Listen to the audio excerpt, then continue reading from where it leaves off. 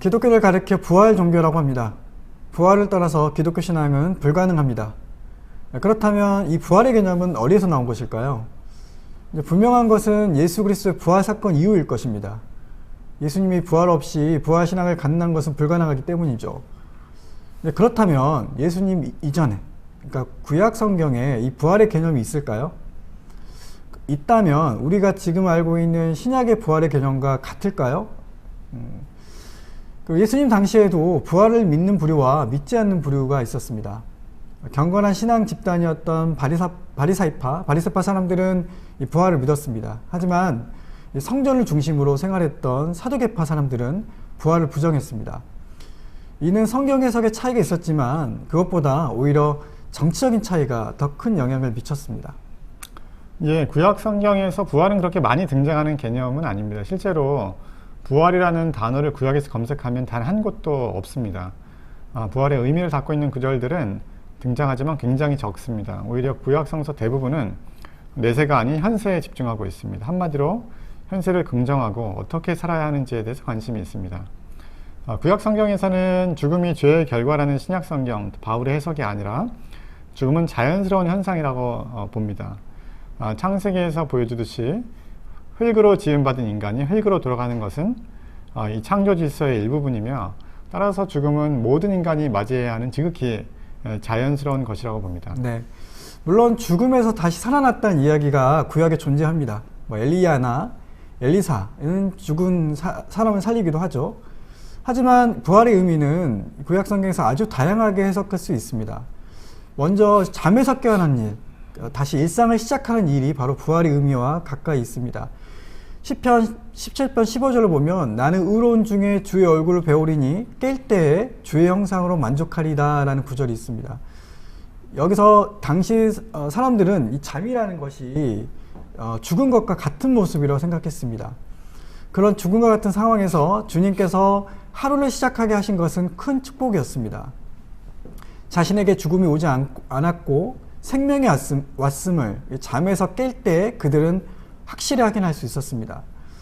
혹은 병에서 치유를 받거나 고난 중에 구원을 받는 것 역시 넓은 의미에서 부활이라고 볼 수 있습니다. 또 민족적으로 부활의 의미를 적용할 수 있습니다. 즉 이스라엘의 회복, 유다의 회복으로서의 부활입니다. 이스라엘은 아수르에게, 유다는 바벨론에게 멸망을 당했는데 이는 민족적으로 죽음을 의미합니다. 하지만 하나님은 많은 예언자를 통해서 나라의 회복을 말씀하셨습니다. 바로 죽은 나라가 다시 살아난다는 의미로 부활이 사용된 것이죠.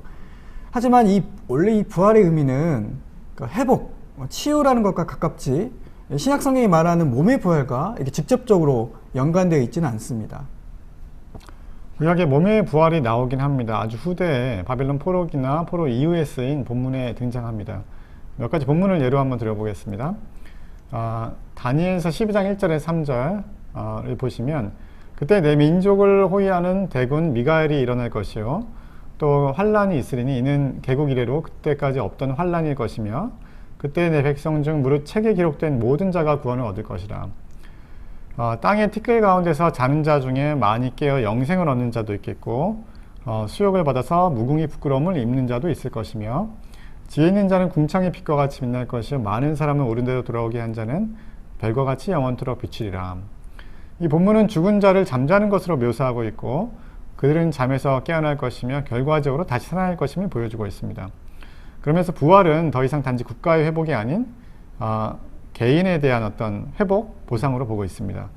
이 본문은 구약 성서에서 부활교를 가장 적극적으로 표현하는 것으로 알려져 있습니다. 학자들은 다니엘서의 배경이 헬레니즘화에 대해 반대한 유대인들을 향하는 안티오코스 에피파네스가 박해를 해서 한 시절의 그 시절을 배경으로 하고 있다고 생각을 합니다.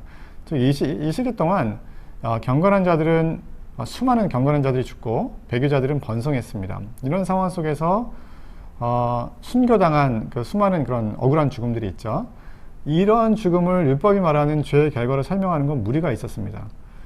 배교자들은 처벌은커녕 더 부강해지고 의를 지키기 위해 희생된 이들은 아무런 보상이 없이 그런 것들을 누려보지 못한 채 죽었기 때문에 어떤 정당한 대가를 받기 위한 새로운 관점이 필요했습니다. 즉 이 땅에서 악을 행했던 불의한 자들은 다가오는 구원의 때 심판을 통해서 처지가 뒤바뀔 것이고 의론자들은 비록 죽었을지라도 부활을 통해서 다시 살아날 것이라는 그런 소망이었습니다. 네.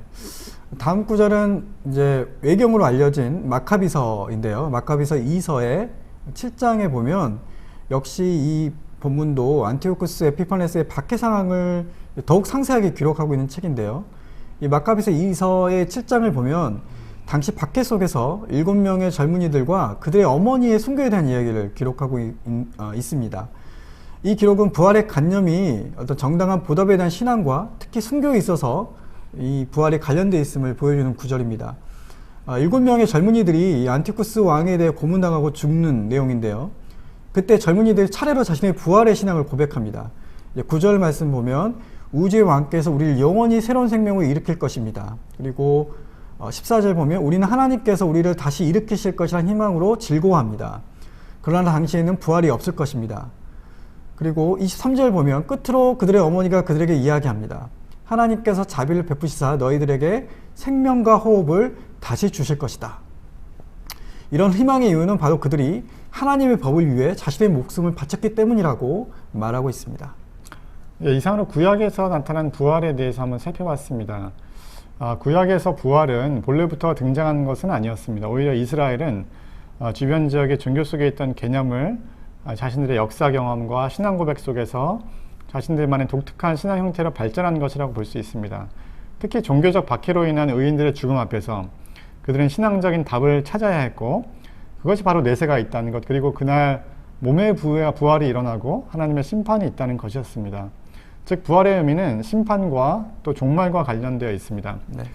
이스라엘 백성들은 이 부활 신앙을 통해서 이스라엘은 민족적 위기를 극복해갔고 동시에 자신들의 고유한 신앙적 유산을 지켜낼 수가 있었습니다.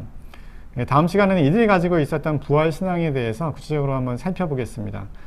오늘 방송 여기까지입니다. 시청해주신 여러분 감사합니다. 감사합니다.